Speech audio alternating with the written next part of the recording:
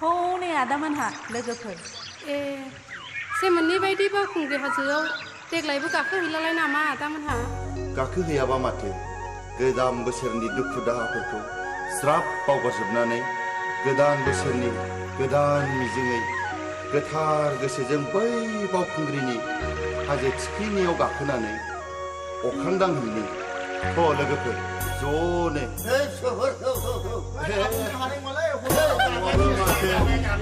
फैदो आबौ फै बोसोरनि गिबि बैसागु बोथोर सफैलायबाय सेंग्राफोर सिख्लाफोर सफैलायबाय बावखुंग्रि हाजोआव गाखोनाय बोथोरा फैलायबाय बावखुंग्रि हाजोआव गाखोनाय बोथोरा फैलायबाय